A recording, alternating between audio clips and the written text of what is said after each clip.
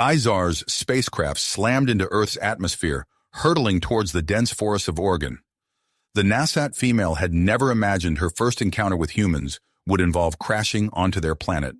As her ship spiraled out of control, she caught glimpses of the lush green landscape below, so different from her own world. The impact was violent. Metal screeched and tore as the spacecraft plowed through trees, leaving a trail of destruction in its wake. When the ship finally came to rest in a small clearing, Izar dragged herself from the wreckage, her body battered and her mind reeling. The air was thick with the scent of pine and smoke. She stumbled away from the ship, her translator device crackling with static before falling silent. Miles away, Carl Hicks sat in his forest ranger truck, sipping coffee and scanning the tree line. At 32, the former Air Force pilot had traded the excitement of flight for the tranquility of Oak Ridge's forests. Little did he know, his quiet life was about to be upended. A flash of light in the sky caught Carl's attention. He watched, jaw clenched, as something streaked across the horizon and disappeared behind the distant hills. Years of military training kicked in, and he radioed in to report the sighting before heading towards the crash site. As Carl's truck bounced along the rough forest road, his mind raced. UFO sightings weren't uncommon in these parts, but something about this felt different. He parked at the end of the trail and continued on foot, his hand resting on the holster at his hip. The sound of creaking metal led him to a scene he'd never forget. Twisted wreckage lay scattered across the forest floor. Trees snapped like twigs, and there, slumped against a fallen log, was a being unlike anything Carl had ever seen. Izar's eyes fluttered open as Carl approached. She tried to speak, but her words came out as a series of clicks and whistles. Carl froze, his training warring with his instincts. The alien before him was clearly injured, possibly dying, but revealing her existence could lead to panic, government intervention, and who knew what else. In that moment, Carl made a decision that would change both their lives forever. He approached Izar slowly, hands raised to show he meant no harm. The NASAT female watched him warily, her alien features a mix of fear and curiosity. With gentle movements, Carl examined Izar's injuries. She flinched at his touch but didn't resist. He knew he couldn't leave her here, exposed and vulnerable. The risks were too great, for her and for humanity. As Carl carefully lifted Izar into his arms, a faint humming filled the air. He looked up to see a sleek, dark shape pass overhead, quickly disappearing into the clouds. A chill ran down his spine as he realized this crash might not have been an isolated incident. Unbeknownst to Carl and Izar, a NASAT retrieval team had already arrived on Earth. Their hidden base in the nearby mountains buzzed with activity as they prepared to search for their missing comrade. Their advanced technology began to interfere with local electronics, causing strange lights in the sky and setting local conspiracy theorists abuzz. Back in his cabin, Carl tended to Izar's wounds, his mind racing with the implications of her presence. He knew keeping her hidden would be a challenge, especially with his duties as a forest ranger. But as he looked at the alien being resting on his couch, he felt a sense of responsibility he couldn't ignore. As days passed, Carl and Izar struggled to communicate. Her damaged translator left them relying on gestures and improvised sign language. Despite the barriers, Carl found himself fascinated by Izar's advanced knowledge and the glimpses she provided into NASAT culture. Izar, too, began to see humans in a new light. Carl's resourcefulness and compassion challenged her preconceptions about this primitive species. She found herself drawn to his resilience, his quick thinking, and his unwavering determination to protect her. But their growing connection was overshadowed by the constant threat of discovery. Strange occurrences in the forest had not gone unnoticed by the residents of Oak Ridge. Rumors spread, fueled by the unexplained lights and electromagnetic disturbances caused by the NASAT retrieval team. The situation reached a tipping point when local hunters stumbled upon debris from Izar's ship. As word spread through the town, Carl knew their time was running out. He had to make a choice, protect Izar and risk everything, or turn her over to authorities and lose the incredible connection they'd formed. As Carl grappled with his decision, he couldn't help but wonder, could this unexpected encounter be the beginning of something greater between their two species? Or would fear and misunderstanding tear them apart before they had a chance to find out? Carl's eyes darted between Izar and the tree line, his heart pounding. The discovery of alien debris had set Oak Ridge abuzz, and he knew they were running out of time. "We need to move," he said, his voice low and urgent. "It's not safe here anymore." Izar tilted her head, her alien features contorting in what Carl had come to recognize as confusion. He mimed packing and pointed deeper into the forest. Understanding dawned in her eyes, and she nodded. As the sun dipped below the horizon, Carl loaded his truck with supplies. Izar huddled in the back seat, hidden under a tarp. The engine roared to life, and they set off down the bumpy forest road. Miles passed in tense silence. Carl's knuckles were white on the steering wheel as he navigated the winding path to an isolated cabin he'd used for winter survival training. It was off the grid, hard to find, and, he hoped, the perfect hiding place. A flash of headlights in his rearview mirror made Carl's stomach drop. He recognized the Forest Service truck immediately. Mike Thompson, his friend and fellow ranger, pulled up alongside him. "Carl," Mike called out, his face barely visible in the darkness. "What are you doing out here so late?" Carl forced a smile. "Just checking on some remote cameras. Thought I saw some unusual activity earlier." Mike's eyes narrowed. "In the middle of the night? With a truck full of supplies?" "You know how it is," Carl said, fighting to keep his voice steady. "Better to be over-prepared." Mike nodded slowly, but Carl could see the doubt in his eyes. As Mike's truck fell back, Carl's grip tightened on the wheel. He'd known Mike for years, worked alongside him countless times. Now that friendship felt like a liability. At the cabin, Carl hurried to get Izar inside. The alien's movements were sluggish, her skin a paler shade than usual. As he helped her onto the worn couch, she let out a series of clicks that Carl had learned meant discomfort. "What's wrong?" he asked, crouching beside her. Izar pointed to her chest, then made a crushing motion with her hands. Carl frowned, wishing for the 100th time that her translator wasn't broken. He watched helplessly as she curled into herself, clearly in pain. Days passed and Izar's condition deteriorated. Carl split his time between caring for her and making supply runs into town. Each trip filled him with dread as he navigated the chaos that had engulfed Oak Ridge. The streets were clogged with news vans and curious onlookers. UFO enthusiasts camped out in the town square, their signs proclaiming, "The truth is here, and we are not alone." Carl kept his head down, gathering what he needed and rushing back to the cabin. On one such trip, he overheard Sheriff Hawkins talking to a group of reporters. "We're organizing search parties to comb the forest," Hawkins said, his voice weary. "If there's anything out there to find, we'll find it." Carl's blood ran cold. He hurried back to his truck, his mind racing. They needed help, and fast. That night, as Izar slept fitfully, Carl pored over his old Air Force manuals. There had to be something in his biochemistry training that could help. As the first rays of dawn crept through the windows, an idea struck him. Dr. Sarah Phillips lived on the outskirts of town, a recluse with a brilliant mind. Carl had met her once at a community meeting where she'd railed against the environmental impact of a proposed logging operation. If anyone could help Izar, it was her. Carl waited until nightfall to make the drive to Dr. Phillips's home. The woman who answered the door looked nothing like the fiery environmentalist he remembered. Her hair was unkempt, her eyes wary. "Dr. Phillips," Carl said, "I need your help. It's a matter of life and death." She studied him for a long moment before stepping aside. "Come in, but make it quick."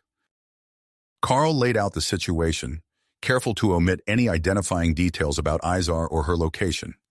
He presented the alien's physiological data as a hypothetical, watching Dr. Phillips's expression shift from skepticism to intrigue. "This is remarkable," she murmured, poring over the notes. "If this data is accurate, we're dealing with a completely novel biochemistry. The implications are staggering." "Can you help?" Carl pressed. Dr. Phillips looked up, her eyes shining with excitement. "I'll need more information and samples if possible. But yes, I think I can help." As Carl left, hope bloomed in his chest for the first time in days. But that hope was short-lived.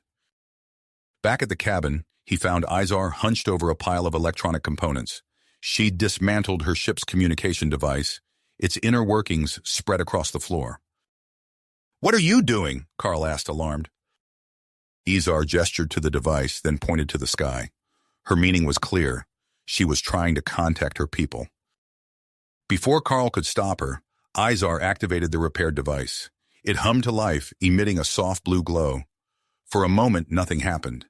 Then the cabin's lights flickered and died. Miles away, in a hidden mountain base, Commander Zax's sensors lit up like a Christmas tree. He barked orders to his team, his mandibles clicking with excitement.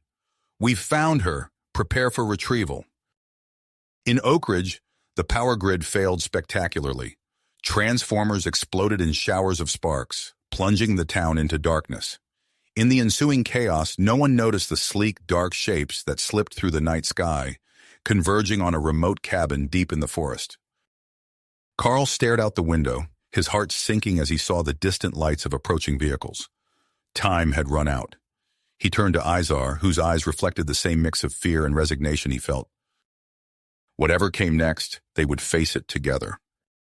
Together. Carl took a deep breath, his mind racing through their limited options. The approaching vehicles meant they were out of time, but he refused to let Izar fall into the wrong hands. "Izar," he said urgently, locking eyes with the alien, "we need to hide you. Is there anything in your physiology that could help?" Izar's eyes lit up with understanding. She made a series of rapid clicks and gestures, pointing to herself and then miming a cocoon-like shape. Carl's eyes widened as he realized what she meant. "Stasis?" he asked, and Izar nodded emphatically. Without hesitation, Carl helped Izar gather the components she needed from her dismantled communication device. As they worked feverishly, Carl found himself marveling at the intricate alien technology. Despite the dire circumstances, he felt a surge of awe at being part of something so extraordinary.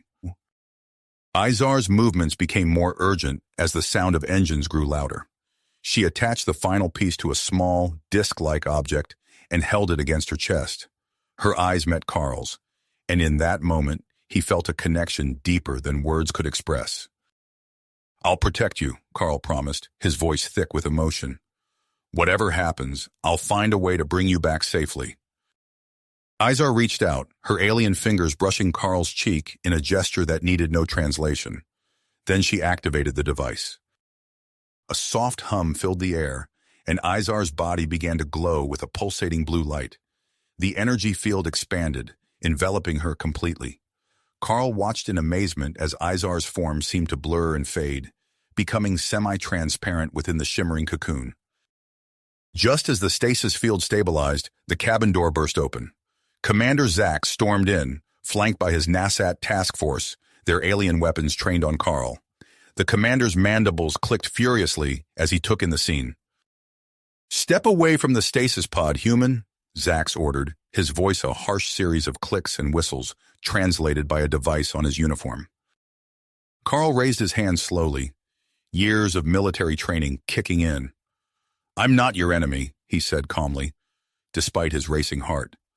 "I've been protecting her." Zax's compound eyes narrowed. "Protecting? You're holding her captive." "No," Carl insisted, careful to keep his voice steady. "She crashed here.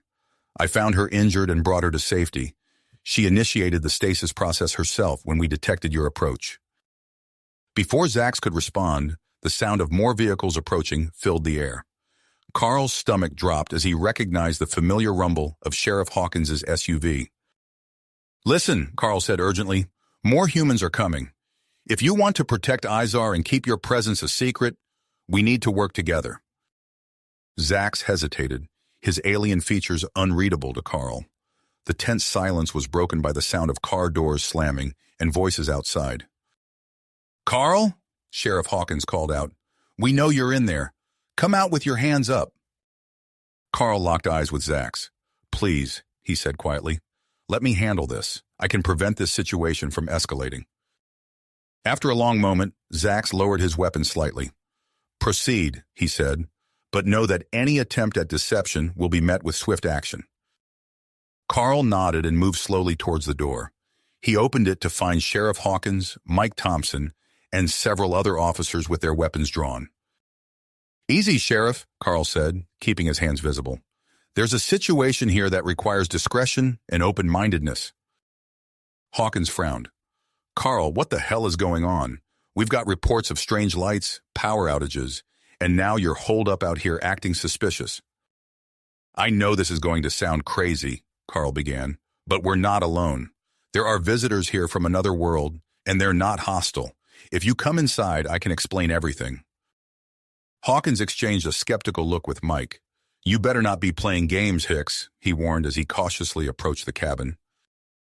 As the humans entered, they froze at the sight of the Nasat task force. Weapons were raised on both sides, the air thick with tension. "Everyone stay calm," Carl said, positioning himself between the two groups. "Sheriff, this is Commander Zax. His team is here to retrieve their missing comrade, Izar, who crash-landed in our forest. I've been keeping her safe." Hawkins's eyes darted between Carl, the aliens, and the shimmering stasis pod. "This is impossible," he muttered. "I know it's a lot to take in," Carl said, "but right now we need to focus on keeping this situation under control. If word gets out about aliens in Oak Ridge, we'll have a full-blown panic on our hands." As if on cue, the sound of a car engine approached. Carl peered out the window to see Dr. Sarah Phillips's beat-up station wagon pulling up. "Who the hell is that?" Zax demanded. "Someone who can help," Carl replied, moving to the door. He waved Dr. Phillips in, watching her eyes widen as she took in the scene. "Dr. Phillips," Carl said quickly, "we need your expertise. This is Izar," he gestured to the stasis pod, "and she's suffering from some kind of nutritional deficiency that's making her ill on our planet. Can you help?" Sarah's initial shock gave way to professional curiosity. She approached the pod, her analytical mind already at work. "This is extraordinary," she breathed. "I'll need to run some tests, but if we can synthesize the nutrients she needs, we might be able to help her survive here." Commander Zax stepped forward, his posture less aggressive. "You would assist us?" he asked, a note of surprise in his translated voice. "Of course," Sarah replied. "This is an unprecedented opportunity for scientific discovery and interspecies cooperation." As the tension in the room began to ease, Carl felt a glimmer of hope. He looked at the faces around him, human and alien alike, and saw the same mix of fear, curiosity, and cautious optimism. Sheriff Hawkins holstered his weapon with a heavy sigh. "All right, Hicks, you've got some explaining to do, and we need to figure out how to keep this under wraps.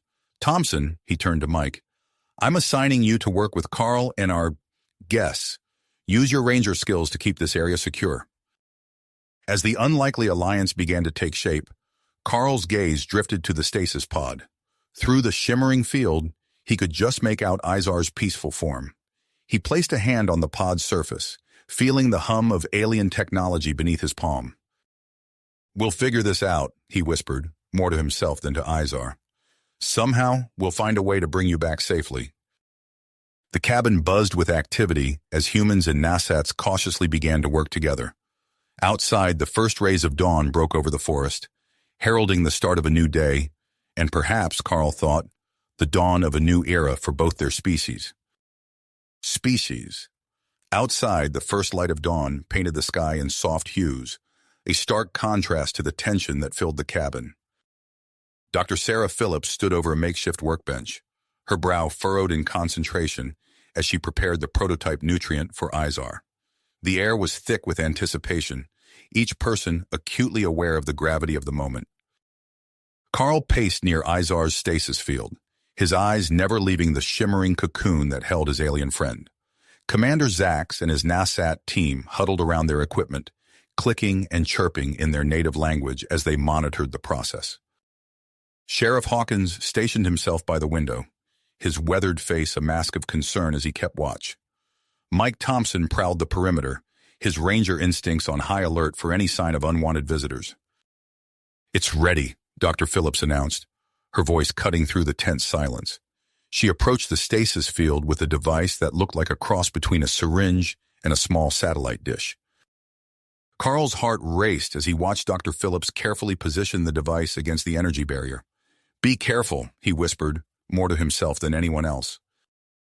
The moment the nutrient made contact with the stasis field, chaos erupted. The shimmering barrier pulsed and wavered, its light intensifying to a blinding glare.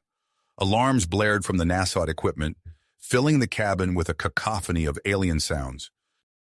"What's happening?" Sheriff Hawkins shouted over the noise. Commander Zax's mandibles clicked rapidly. "The stasis field is destabilizing. If it collapses, it could kill her." Without thinking, Carl lunged forward, his hand outstretched towards the fluctuating barrier. "Izar!" he cried out. The moment his fingers touched the energy field, a jolt of electricity coursed through his body. But instead of being thrown back, Carl felt a connection, as if he were anchoring the field with his own life force. The alarms quieted, and the violent pulses of the stasis field smoothed into a gentle rhythm. Everyone in the room stared in amazement. Commander Zax stepped forward, his compound eyes fixed on Carl. "Fascinating. It appears your emotional bond with Izar is influencing the stasis field. This is unprecedented." Dr. Phillips, recovering from her initial shock, continued to administer the nutrient. Long minutes ticked by as they all watched the readings on the NASA equipment, searching for any sign of improvement. Suddenly, a soft chime sounded from one of the alien devices. Commander Zax's posture changed, his antennae quivering with excitement. "Her vital signs are stabilizing. The nutrient is working." The stasis field began to fade, its blue glow dimming until it was barely visible. Carl held his breath as Izar's form became clearer, her chest rising and falling with steady breath. Izar's eyes fluttered open, their alien depths focusing on Carl. "Carl," she said, her voice weak but filled with warmth. Tears welled in Carl's eyes as he helped Izar sit up. "Welcome back," he said softly. The room erupted in a mixture of human cheers and NASAT clicking. Dr. Phillips beamed with pride, while Sheriff Hawkins let out a long, relieved sigh. As Izar took in her surroundings, her eyes widened at the sight of Commander Zax and his team. She spoke rapidly in her native language, her gestures becoming more animated. Commander Zax responded, his tone gentler than Carl had ever heard it. After a brief exchange, Zax turned to the humans. "Izar has expressed her gratitude for your efforts to save her life. She is overwhelmed by the cooperation between our species." Carl noticed a change in Commander Zax's demeanor. The alien leader's initial hostility had given way to something resembling respect. Zax approached Carl, his movements deliberate. "Your actions have demonstrated a level of compassion and dedication we did not expect from humans," Zax said. "Perhaps it is time we reevaluate our approach to your species." Before Carl could respond, a commotion outside drew everyone's attention. Sheriff Hawkins peered out the window, his face darkening. "We've got company," he growled. "Jerry Blackwell's out there with his camera. Looks like he's captured something on film." The atmosphere in the cabin shifted instantly from celebration to concern.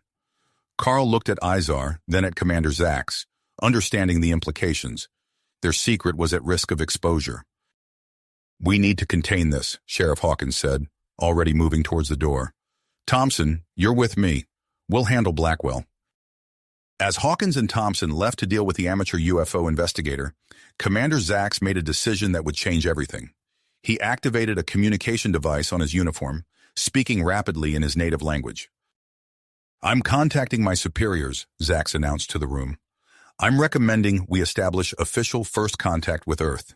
The retrieval mission is no longer our primary objective."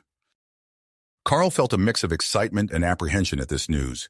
He looked at Izar, who gazed back at him with an expression that mirrored his own complex emotions.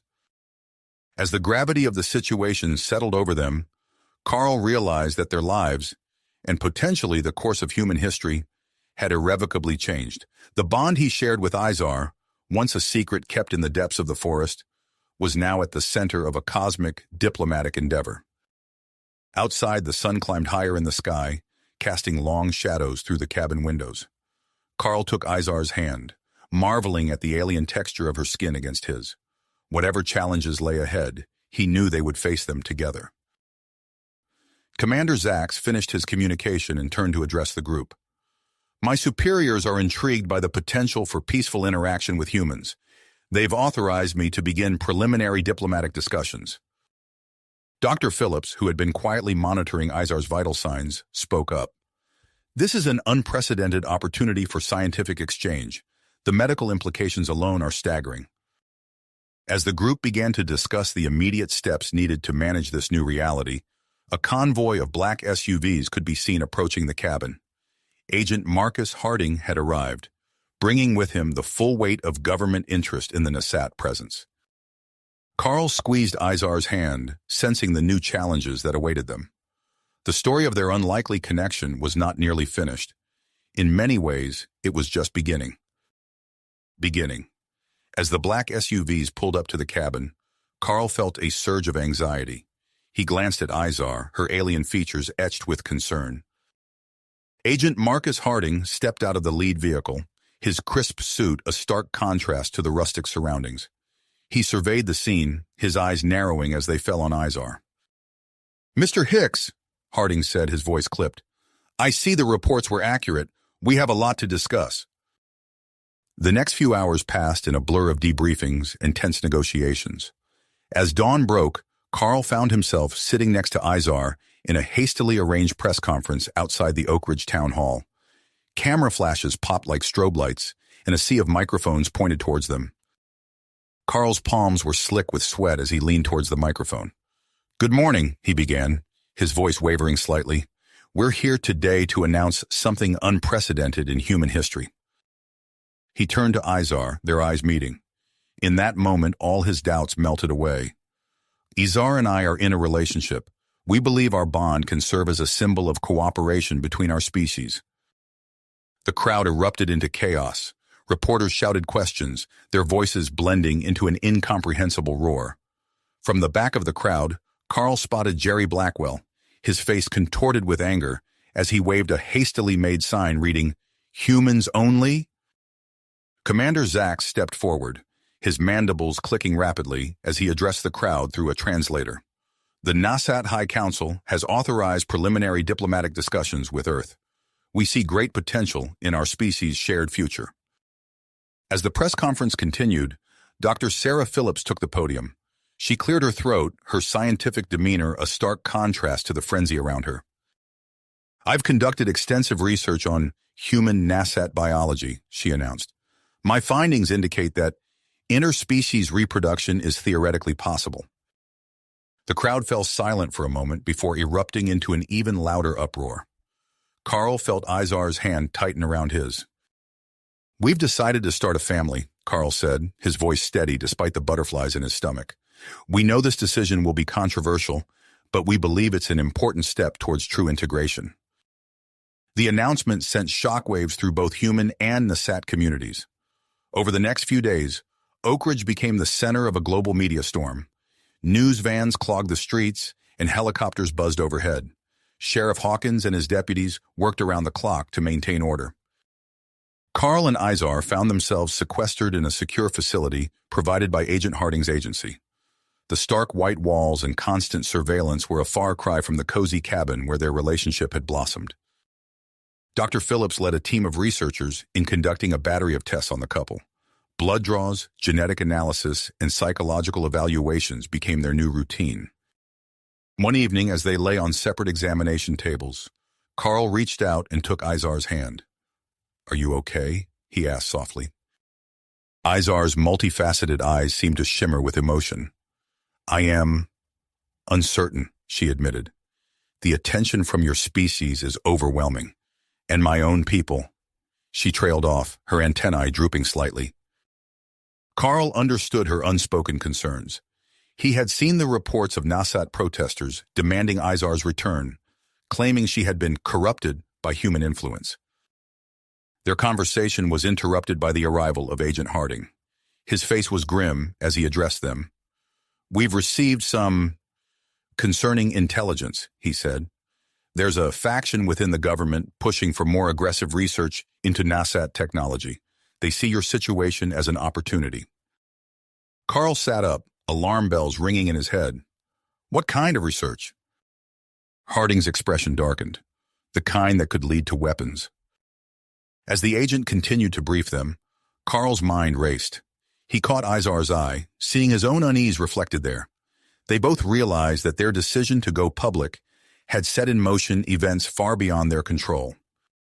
Later that night, as Carl lay awake in his sterile room, he heard a soft tapping at his door. He opened it to find Mike Thompson, looking nervous and out of place in the high-tech facility. "We need to talk," Mike whispered, glancing furtively down the hallway. "I've uncovered something big, something dangerous." Carl's heart raced as he listened to Mike's hurried explanation. A covert plan to weaponize Nasat technology, with Agent Harding at its center. Their relationship, their future child. It was all being used as a smokescreen for something much darker. "We have to get out of here," Carl said, his mind already formulating a plan. "Can you create a diversion?" Mike nodded, a glint of grit in his eyes. "Give me an hour. Be ready to move fast." As Carl quietly packed a few essentials, he could hear the distant sound of alarms beginning to blare. Mike's diversion was underway. He slipped out of his room, meeting Izar in the dimly lit hallway. Together, they navigated the chaos of the facility, using the confusion to their advantage. Security personnel rushed past them, focused on some unseen threat elsewhere in the building. They emerged into the cool night air, the forest looming before them. Without a word, they plunged into the darkness, leaving behind the facility and the complex web of politics and secrets it represented. As they ran, Carl's mind whirled with questions. What would they do now? How could they expose the truth? And most pressingly, where could they go that was truly safe? The sound of pursuit grew distant as they ventured deeper into the familiar wilderness. Carl knew these woods, but even he was surprised when they stumbled upon a clearing he'd never seen before. And there, hidden beneath years of overgrowth, was the angular shape of a small spacecraft. Izar let out a soft gasp of recognition. "A Nasat scout ship," she breathed. "It must have crashed here years ago." As they approached the vessel, Carl felt a mix of hope and trepidation. This ship could be their key to unraveling the mystery they'd stumbled into, or it could be the thing that sealed their fate. Izar's hands moved deftly over the ship's control panel, her eyes glowing with reflected light as ancient systems sluggishly came to life. "The communication array is damaged," she said, "but I might be able to repair it." Carl nodded, feeling a renewed sense of purpose. "Do it," he said. "If we can contact your homeworld, maybe we can stop this before it goes too far." As Izar worked, Carl kept watch, his ears straining for any sign of pursuit. In the distance, he could hear the faint sound of voices and breaking branches. Their absence had been noticed. Time was running out. Whatever they were going to do, they needed to do it fast. The fate of two worlds might depend on what they discovered in this forgotten ship, hidden in the depths of the Oak Ridge forest. Carl's heart raced as he watched Izar work on the ship's systems. The faint sounds of pursuit grew louder, branches snapping underfoot as their hunters drew near. "How much longer?" Carl whispered urgently. Izar's antenna twitched as she focused on the control panel. "The communication array is coming online. We need a few more minutes." Suddenly, the ship's interior lit up with a soft blue glow. A holographic display flickered to life, projecting a three-dimensional map of the surrounding area. Red dots appeared on the display, converging on their location from multiple directions. "We've got company," Carl said, pointing to the map. "At least 3 groups." Izar nodded, her fingers dancing across the alien interface. "I'm routing power to the transmitter. We'll only have one chance at this." As the transmission prepared to launch, Carl composed a message in his mind. He had to convey the gravity of the situation, expose the weapons program, and somehow appeal for understanding, all in a matter of seconds. The ship's speakers crackled to life. "Transmission ready," Izar announced. Carl took a deep breath and began speaking. "This is Carl Hicks. I'm broadcasting to Earth authorities and the Nasat High Council. We've uncovered evidence of a secret weapons program involving Nasat technology. The situation is critical. We need immediate intervention to prevent an interplanetary crisis." As Carl continued his message, detailing the events that had led them to this point, Izar monitored the transmission. "Signal strength is fluctuating," she reported. "I'm not sure how much is getting through." Outside, voices grew closer. Carl recognized Sheriff Hawkins' gruff tone, as well as the sharp commands of Agent Harding. A new voice joined the mix, the distinctive clicks and chirps of Commander Zax. "They're here," Carl said, his voice tight with tension. The transmission ended abruptly as the ship's power levels dipped. Izar's multifaceted eyes widened in alarm. "Carl, look at this," she said, gesturing to a flashing icon on the control panel. Carl leaned in, squinting at the alien text. "What am I looking at?" "It's a data cache," Izar explained, her voice filled with a mix of wonder and apprehension. "Long-term research files and breeding programs." Before they could delve deeper into this revelation, a loud knock echoed through the ship's hull. Commander Zax's voice rang out, "Carl Hicks! Izar! We know you're in there. Come out immediately." Carl and Izar exchanged a glance, silently weighing their options. Stay and face the music, or attempt a desperate escape in the damaged ship. "We need to buy more time," Carl said, moving towards the ship's entrance. "Keep digging into those files. I'll try to stall them." As Carl stepped out of the ship, he found himself facing a tense standoff. Commander Zax stood at the head of a small group of Nasat soldiers, their alien weapons held at the ready. To the left, Sheriff Hawkins and his deputies formed a protective line in front of Dr. Phillips. And to the right, Agent Harding led a team of stone-faced government operatives.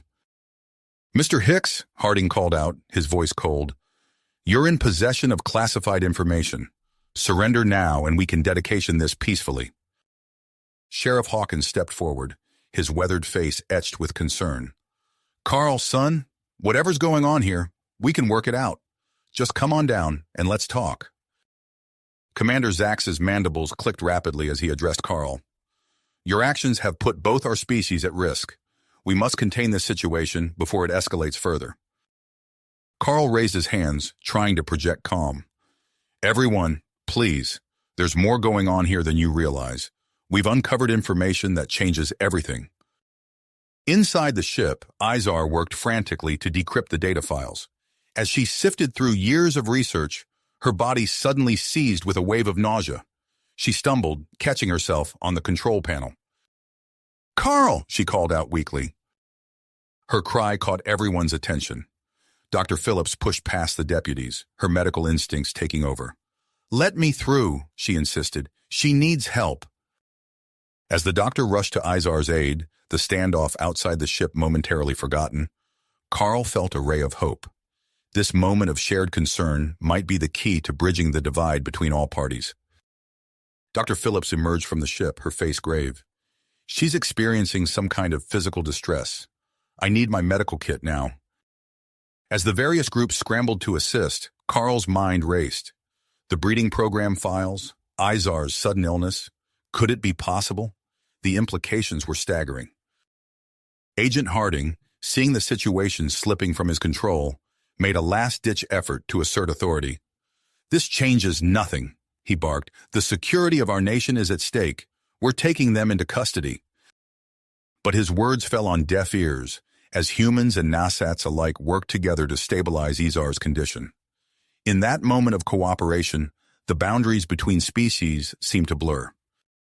Suddenly, a piercing tone emanated from Commander Zax's communication device. The Nasat leader's posture changed as he listened to the incoming message, his antennae twitching rapidly. "The High Council," Zax announced, his voice filled with a mix of relief and trepidation. "They've received your transmission. They're calling for a diplomatic summit." The clearing fell silent as the weight of this news settled over everyone.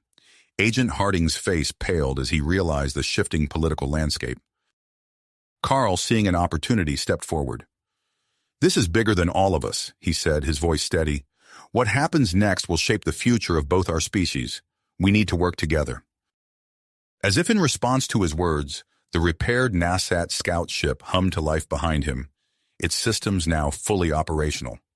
Carl looked at the assembled group, Commander Zax, Sheriff Hawkins, Dr. Phillips, and even the conflicted Agent Harding, and made a decision. "We're going to that summit," Carl declared. "All of us. It's time to face this head-on." As they began to board the ship, Carl took one last look at the forest that had been his home. the place where his life had changed forever.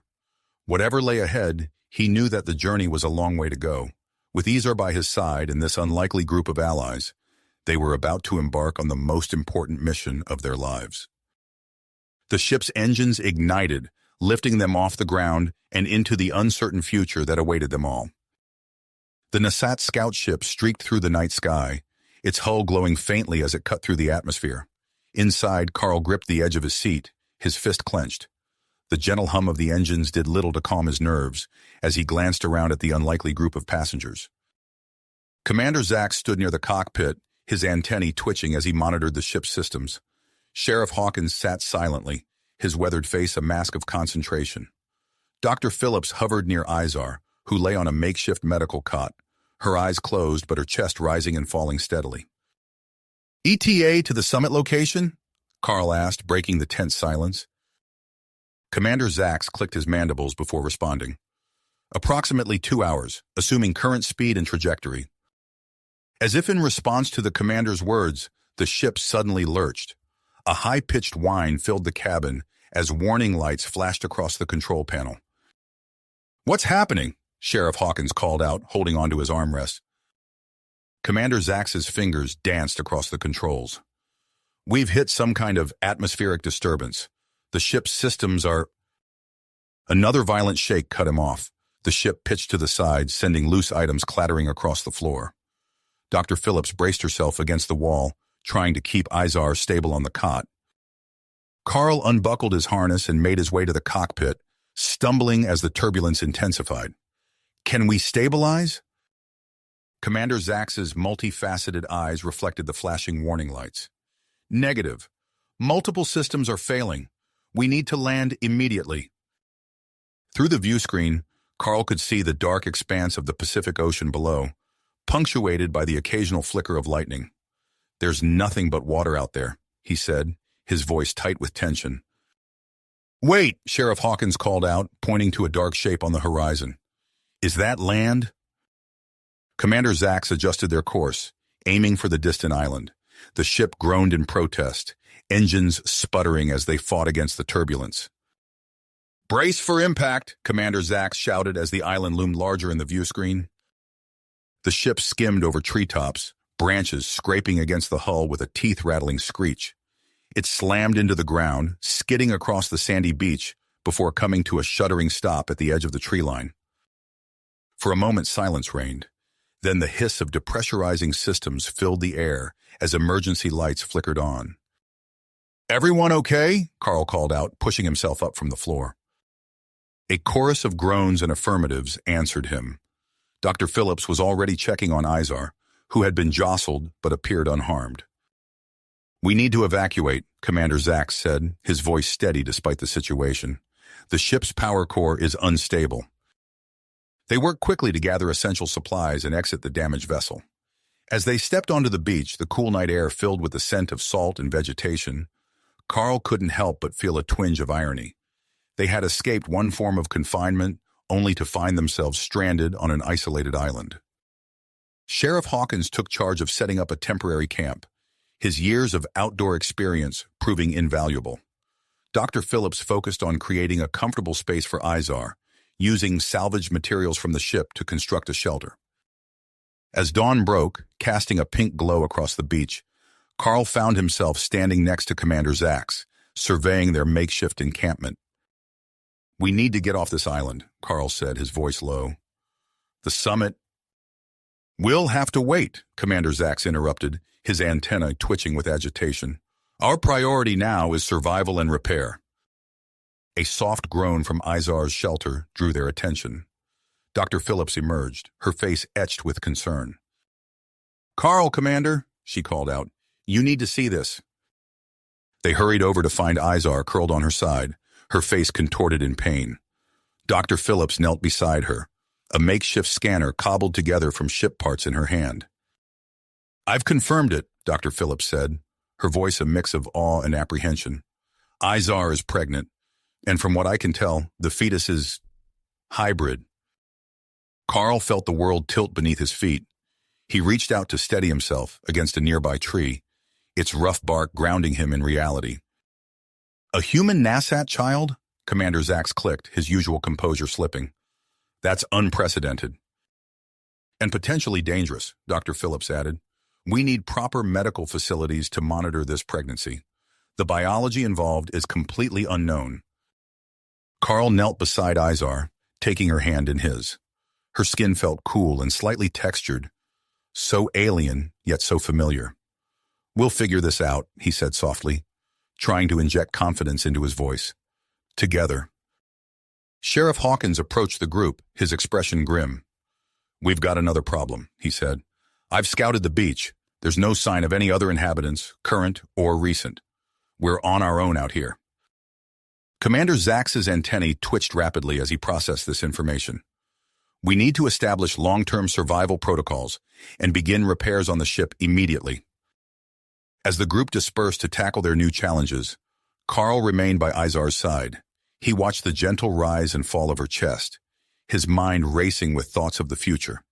Their child, a bridge between two worlds, now depended on them finding a way off this island. In the distance, storm clouds gathered on the horizon, a fitting metaphor for the challenges that lay ahead. Carl squared his shoulders, ready to face whatever came next. They had overcome impossible odds before. They would do it again. As dawn broke over the island, Carl's eyes snapped open. The sound of approaching aircraft filled the air, growing louder with each passing second. He scrambled to his feet, heart pounding as he scanned the horizon. Everyone, wake up, he shouted, rousing the others from their makeshift shelters. I think we've been found. Commander Zax emerged, his antennae twitching rapidly. Confirmed, he chittered. I'm detecting multiple vessels, both human and NASAT. Relief washed over Carl as he watched a fleet of ships descend from the clouds. Sleek NASAT vessels glided alongside bulkier human aircraft, their combined presence a powerful symbol of cooperation. As the rescue team touched down on the beach, Carl's attention immediately turned to Izar. Dr. Phillips had been monitoring her closely, concern etched on her face. We need to get her to a proper medical facility, the doctor insisted as medics rushed to their position. Within minutes, they were airborne again, this time in a state-of-the-art medical transport. Carl held Izar's hand tightly as they ascended, the island shrinking beneath them. We're going to be okay, he whispered, as much to himself as to her. The journey to the summit location passed in a blur of worried glances and hushed medical consultations. When they finally touched down, Carl was struck by the sheer scale of the gathering. A massive dome-like structure dominated the landscape, surrounded by a sea of diplomatic vehicles and security personnel. As Izar was rushed to the medical wing, Carl found himself pulled in another direction. Mr. Hicks, a stern-faced official addressed him, your presence is required at the opening session. The fate of two worlds may depend on what transpires here today. Carl hesitated, torn between his duty and his desire to stay with Izar. Commander Zax placed a reassuring appendage on his shoulder. Go, the NASAT said. I will personally oversee Izar's care and keep you informed of any developments. Nodding gratefully, Carl allowed himself to be led into the heart of the diplomatic complex. The main chamber was a marvel of architecture, seamlessly blending human and NASAT design elements. Delegates from both species filled the tiered seating, their murmured conversations creating a low hum of anticipation. As Carl took his seat, a hush fell over the assembly. A human diplomat stepped up to the central podium, flanked by her NASAT counterpart. Esteemed representatives, she began, her voice echoing through the chamber. We stand at a crossroads in the history of our species. The opening speeches washed over Carl, his mind constantly drifting to Izar and their unborn child. He found himself studying the faces around him, human and NASAT alike, searching for signs of hostility or acceptance. Hours passed, filled with passionate debate and careful negotiation. Carl was called upon several times to recount his experiences, each retelling met with a mix of awe and skepticism from the assembled delegates. As the first day of talks drew to a close, an urgent message reached Carl. It's time, Commander Zax informed him, his usually stoic demeanor betraying a hint of excitement. Carl raced through the winding corridors of the medical wing, his heart pounding in his ears. He burst into the delivery room just as Dr. Phillips called out, "One more push, Izar!" The next few moments were a blur of sound and motion, and then, piercing through it all, came the unmistakable cry of a newborn child. "It's a girl," Dr. Phillips announced, her voice thick with emotion. "And she's perfect." Carl moved to Izar's side, tears streaming down his face as he took in the sight of their daughter. She was a marvel. Delicate human features blended seamlessly with subtle Nasat characteristics. Her eyes, when they fluttered open, held a depth and awareness that took his breath away. "Luna," Izar whispered, her voice weak but filled with love. "Her name is Luna."